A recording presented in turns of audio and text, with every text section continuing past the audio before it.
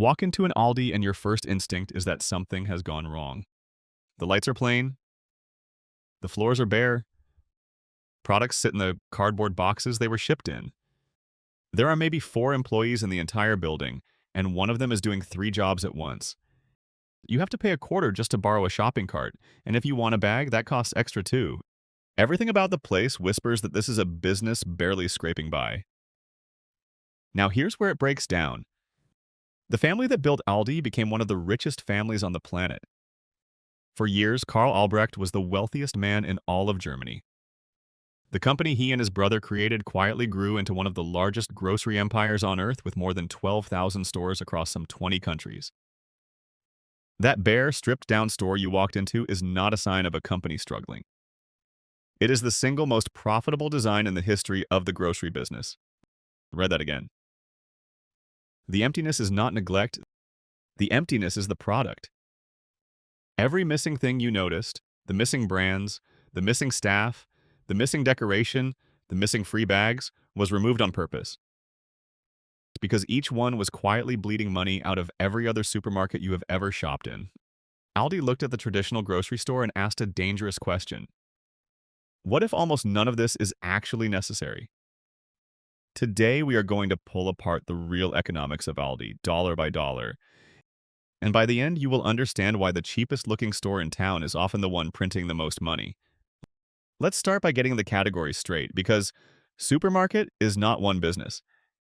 It is at least 4 different businesses wearing the same coat.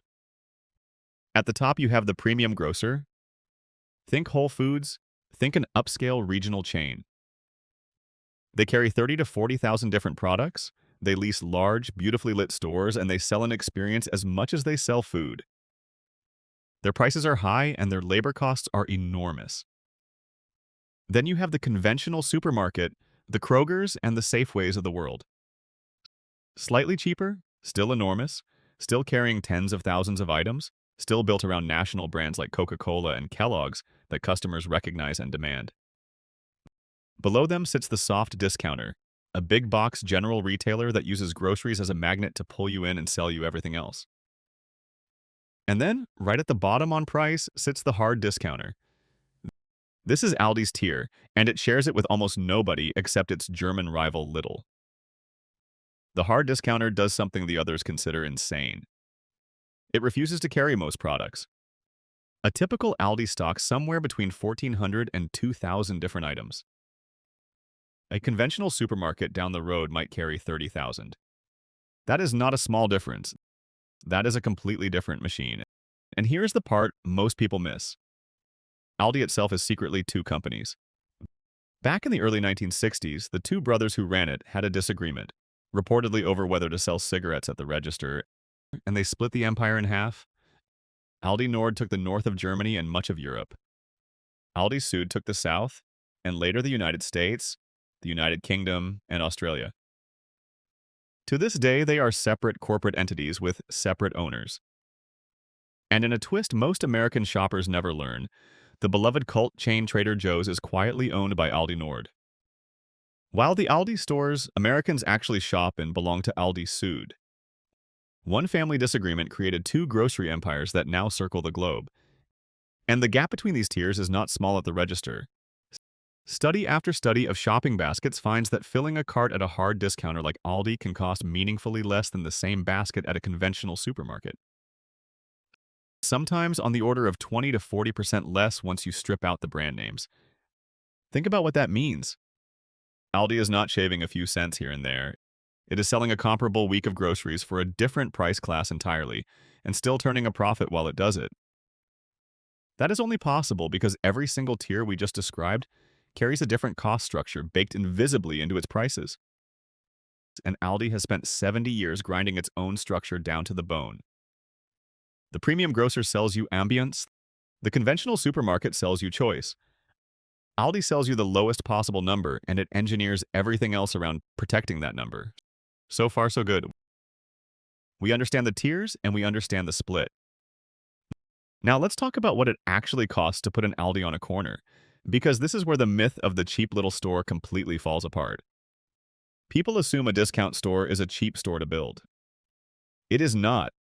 A single new Aldi in the United States represents a capital investment that commonly runs somewhere between $2 and $5 million once you add it all up, and often more in an expensive market. Start with the land. Aldi has a strong preference for owning its real estate rather than renting it, which means every new location can involve buying a corner lot outright, and good retail land in a growing suburb does not come cheap. Then you build the box itself, typically a store of around 12,000 square feet of selling space, far smaller than a conventional supermarket, but still a full commercial building with foundations, roof, parking lot, and loading dock. Now here's where it breaks down, because the building is the easy part. The expensive part is the cold. Refrigeration and freezing systems are the single most brutal ongoing cost in any grocery operation. The coolers, the freezer cases, the compressors, and the backup systems can run into the high six figures just to install, and then they never stop drawing power. 24 hours a day, 365 days a year for the entire life of the store. Energy is not a footnote on a grocer's income statement. It is one of the largest line items, and refrigeration is the reason. Then come the hidden costs, the ones nobody putting "open a grocery store" on their dream board ever thinks about. There is shrinkage, the industry's polite word for products that are stolen, damaged, or simply thrown away because they expired on the shelf. In fresh food, spoilage alone can quietly eat a meaningful slice of everything you buy. There is the distribution network, the regional warehouses, and the fleet of trucks that have to run like clockwork, because a store this lean has almost no room in the back to hold extra stock. And that network is its own hidden fortune. Before a single Aldi opens in a new region, the company typically has to build a vast regional distribution center to serve it.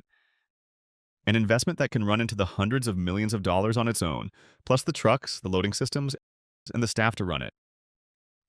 That is money spent before the first customer ever walks through the first door. It is the reason a discounter cannot simply open one store in a new country and see how it goes. It has to commit to an entire region at once, warehouse and all, which turns every expansion into an enormous, upfront, all-or-nothing bet. There is insurance, refrigerated goods liability, workers' compensation, and property tax on all that owned land. There are the credit card swipe fees that skim a percentage off nearly every single sale you make. And there is labor, which even at a lean operation is typically the second biggest cost after the food itself. Add it together and the picture is clear. A grocery store is one of the most capital-hungry, cost-infested businesses you can possibly enter. Which raises the obvious question: if it costs this much to build and this much to run, and if Aldi deliberately sells everything cheaper than its rivals, then how on earth does it make money at all? That is the hidden profit engine, and it is time to open it up. The first and biggest secret is private label. In a normal supermarket, roughly a fifth of what's on the shelf is store brand and the rest is national brands. Walk into Aldi and that ratio is almost perfectly inverted.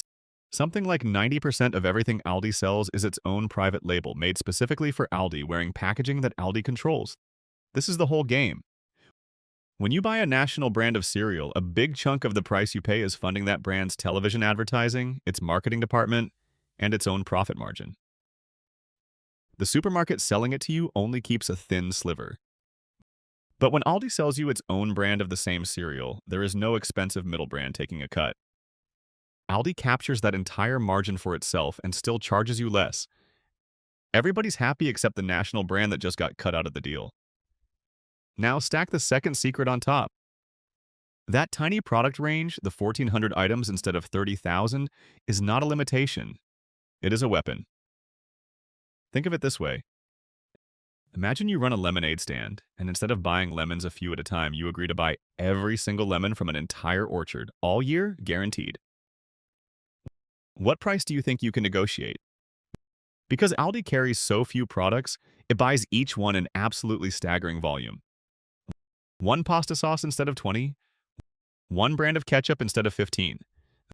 That concentration gives Aldi crushing negotiating power with its suppliers, the kind of pricing a store carrying 30,000 scattered items could never dream of. Fewer choices for you means a lower price for Aldi, and a lower price for Aldi is the entire foundation of the business. The savings compound from there. Fewer products mean simpler shelves, which mean fewer staff to stock them. Products arrive in shelf-ready shipping cartons that get placed on the shelf as a whole box, instead of an employee unpacking items one at a time. Barcodes are printed large and on multiple sides of every package so cashiers can scan without hunting, moving customers through the checkout dramatically faster. The store makes you rent your own cart with a coin, so nobody has to be paid to round carts up from the parking lot. You bag your own groceries, so there are no baggers on payroll. Every one of these is a small thing. Together they mean an Aldi can run a full store with a skeleton crew, while paying those few workers relatively well, and still spend far less on labor per dollar of sales than any conventional rival. And then there is the cleverest engine of all, the one Aldi shoppers have lovingly nicknamed the Aisle of Shame. Down the middle of every store sits a rotating aisle of non-grocery products. One week it is power tools. The next it is ski gear, garden furniture, bed sheets, or an air fryer. These items appear, they are sold at a genuine bargain, and when they sell out, they are gone forever. This is not random. It is one of the highest margin, most psychologically potent tricks in all of retail. It turns a grocery run into a treasure hunt. It gives people a reason to visit every single week just to see what's new, and it moves high-margin general merchandise through a food store's foot traffic without Aldi having to carry any of it as permanent inventory. The groceries get you in the door. The surprise in the middle aisle is where a surprising amount of the fun and the margin quietly lives.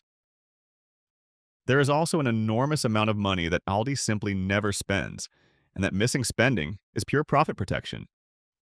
Aldi runs almost no traditional advertising compared to its rivals because its treasure hunt reputation and its prices do the marketing for it.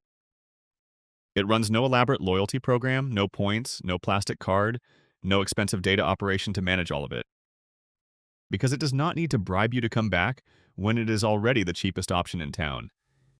Its stores are laid out in a deliberately simple, repeatable pattern, which means it does not pay armies of designers to reinvent each location. And a worker can move between stores and know exactly where everything is. And here is the part that stings the competition the most. Aldi's private label products are not cheap knockoffs that people tolerate. Many of them win blind taste tests and industry quality awards outright, which means customers do not feel like they are sacrificing anything at all. They feel like they found a secret. A store that spends nothing on advertising, nothing on loyalty schemes, and still commands fierce loyalty has quietly solved a problem. The rest of the industry pours billions into every year. Underneath all of it runs one more number that ties the whole thing together, and that number is inventory turnover. Because Aldi carries so few items and sells them in such volume, its products fly off the shelves and get replaced constantly. A carton of Aldi's own brand of coffee might sell through and be restocked many times faster than a slow-moving specialty item gathering dust in a conventional store. Fast turnover means Aldi often sells the food and collects your cash long before it even has to pay its own supplier for it. In effect, the customers finance the inventory. That is a beautiful place to be in business, and almost no traditional grocer with 30,000 slow-moving products can get anywhere near it. So the machine is elegant. But grocery is still one of the most dangerous industries in the entire economy. And to respect why Aldi's model is so powerful, you have to look at the graveyard around it. Here is the uncomfortable truth about supermarkets. They run on some of the thinnest profit margins in all of business. A typical grocer might keep only 1 to 3 cents of actual profit out of every dollar that rings through the register. 1 to 3 cents. That means there is almost no cushion. A small rise in energy prices, a bad quarter of theft, a competitor opening across the street and starting a price war. Any of these can flip a store from barely profitable to losing money almost overnight. In an industry that thin, you do not die from one dramatic mistake. You bleed out slowly from 100 small ones. And the fastest way to die is the one that feels the most like success. It is called overexpansion. Consider the story of Haggen, a small, respected grocery chain in the American Pacific Northwest. In 2015, Haggen made an enormous bet. When regulators forced a bigger merger to sell off stores, Haggen bought around 140 of them in one gulp, exploding from a regional operator of a couple dozen locations into a chain nearly 10 times its original size, almost overnight, spread across multiple states. It looked like a triumph. It was a catastrophe. The company took on the crushing cost of running all those stores before it had the buying power, the systems, or the customer loyalty to support them. Prices ended up too high, the new customers never showed up, and within months the whole thing collapsed into bankruptcy. Haggen had reached too far, too fast, and the razor-thin margins of grocery gave it no room to survive the mistake, or take the ghost of a giant. There was once a chain called the Great Atlantic and Pacific Tea Company, known to everyone as A&P. For a large part of the 20th century, it was the biggest grocery retailer in the United States, an absolute titan, the Walmart of its era. But it grew comfortable. It failed to modernize its stores, it failed to adapt as discounters and big box competitors changed the rules, and its costs stayed high while nimbler rivals undercut it year after year. That titan filed for bankruptcy, recovered, and then filed again before finally vanishing entirely and selling off its last stores. The largest grocer in the country was not too big to fail. In this industry, nobody is. And it is not only the weak or the old-fashioned who get humbled. Consider what happened to Lidl, Aldi's own German arch-rival and arguably the only other true hard discounter on the planet. When Lidl finally launched into the United States, the fanfare was enormous. Analysts predicted it would detonate the American grocery market overnight. Instead, it stumbled. It opened its first stores in the wrong places, built them larger and fancier than the lean discount formula really allows, and expanded far more slowly than the headlines had promised, quietly pulling back on its own ambitious targets. Even a company with the exact same playbook as Aldi, with deep pockets and decades of experience, discovered that this model punishes the smallest misjudgment. Choose the wrong location, spend a little too much on the building, misread the local customer, and the razor-thin economics turn on you instantly. Aldi's dominance is not luck. It is the reward for making fewer of these mistakes than anyone else for longer. That is the lesson written on every tombstone in the grocery graveyard. High fixed costs, thin margins, and no mercy for anyone who lets their expenses drift above their rivals.